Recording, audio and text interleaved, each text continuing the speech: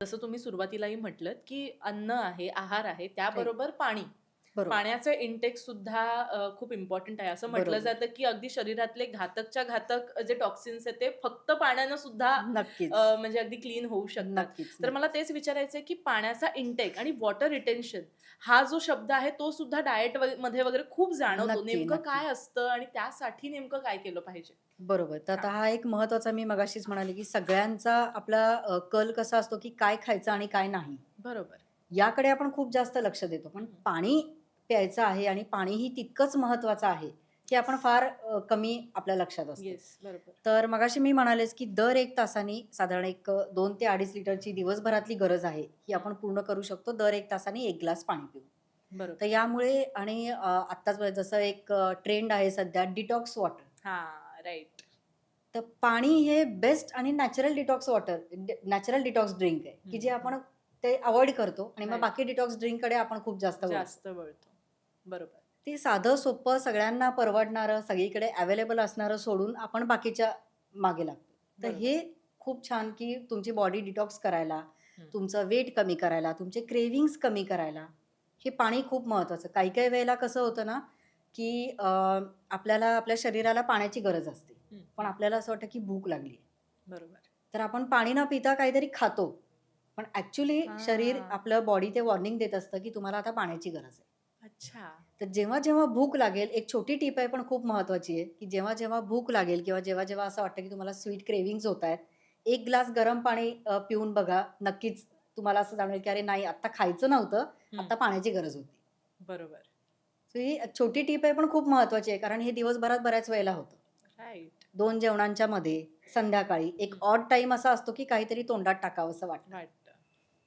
तर सो तेव्हा तेव्हा ॲक्चुअली ती पाण्याची गरज असते. Yes, yes.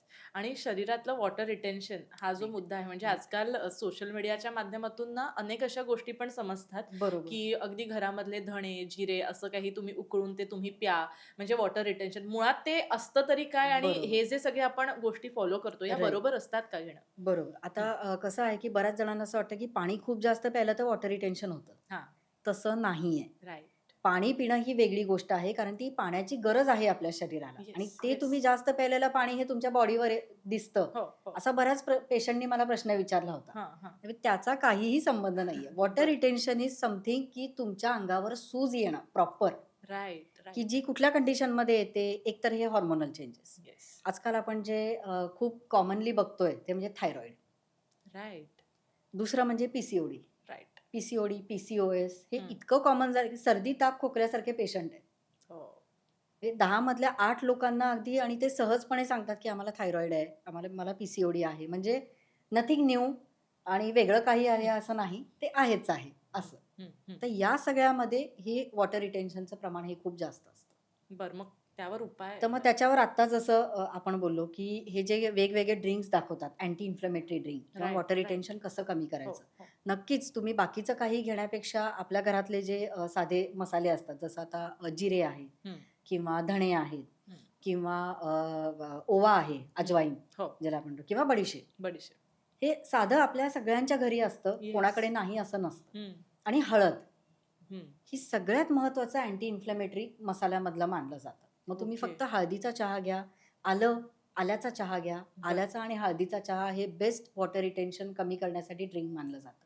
ओह! एक अच्छा. गरम पाण्यामध्ये फक्त चिमूटभर हळद टाकायची आणि हं, थोडंसं आलं किसून टाकायचं, हं. उकळायचा आणि घ्यायचं. बरं, म्हणजे इतकं साधं आहे. बरं. म्हणजे यासाठी तुम्हाला बाकी काहीही कुठलेही ड्रिंक्स घेण्याची किंवा खूप जास्त त्याच्यामध्ये वेळ घालण्याची गरज नाही. बरं. किंवा अजून एक मी सांगेन की आपले जिरे, हं. ओवा आणि बडीशेप अच्छा. हे तिन्हीही समप्रमाणामध्ये भाजून त्याची पावडर करून घ्या किंवा फक्त हो. तुम्ही त्याच्यामध्ये अगदी तसेच्या तसे टाकले, हां. उकळलं आणि गाळून प्यायलं. तर या सगळ्या खरी गोष्ट आहे. म्हणजे छोट्या-छोट्या आपण मुखवास म्हणून सुद्धा या गोष्टी हां. करू शकतो आणि त्या अगदी, असतात आपल्या अगदी घरामध्ये. असतात आणि जसं खरं. आपण जेवल्यानंतर ही बडीशेप खायची आपल्याकडे हो, पद्धत आहे. हो. तसं हे तुम्ही रात्री हे ड्रिंक घेऊ शकता, की ज्याच्यामुळे सकाळी उठल्यावर स्पेशली जी सूज येते अंगावर. बरोबर, बऱ्याच जणींचा हा प्रॉब्लेम. वॉटर रिटेन्शन कधी होतं? सकाळी उठल्यावर. बरोबर. Because of the slow metabolism. तर राइट. याच्यामध्ये रात्री झोपतानाच तुम्ही हे जर ड्रिंक घेऊन झोपलात, अच्छा, 1 महिना 15 दिवस जरी हा उपाय केला, तरी सकाळी असं जाणवतं, की अरे चेहऱ्यावर जी सूज येते, अंगावर जी सूज येते ती खूप कमी अच्छा. झाली. बरं, बरं. पण अगेन हे सगळं करताना तुमच्या बॉडी टेंडन्सी तुमची काय आहे हां. किंवा तुम्हाला कशाचा दुसरा त्रास नाही आहे ना, राइट. हे सुद्धा बघणं गरजेचं आहे. कारण हां. या सगळ्यामध्ये बॉडीमधली उष्णता सुद्धा वाढते. त्यामुळे खरी हेही गोष्ट बघा. आहे. कारण आणि नेमकं कुठल्या सीझनला तुम्ही त्या गोष्टी नक्कीच, कन्झ्युम करताय. नक्कीच, कारण नक्कीच. अगदी मी चुकत नसीन तर जिरे किंवा ओवा आहे, बरोबर. या गोष्टी जास्त प्रमाणात खाल्ल्या उन्हाळ्यामध्ये तर त्याचा नक्की. उलटा परिणामही होतो. त्रास होऊ शकतो. नक्कीच. आणि हं. कुठलाही पदार्थ मी असं म्हणेन, की तो जर तुम्ही योग्य वेळी आणि योग्य प्रमाणात घेतलात, हं. तरच ते बॉडीला त्याची चांगली गरज मिळते किंवा काय म्हणू शकतो आपण, बॉडीला त्याचा चांगला उपयोग होतो. बरोबर. पण जर तुम्ही तो चुकीच्या पद्धतीने घेतलात, तर त्याचा त्रासच होणार. Right, right. सो कशाचाही अतिरेक नका करू, हो. की हे घ्यायला सांगितलं तर दिवसभर मी तेच तेच घेतीये. घेतेय. सो असेही काही योग्य पेशंट वेळ, येस, योग्य नक्कीच. सीझन हा सुद्धा आणि योग्य महत्त्वाचा. प्रमाण. प्रमाण.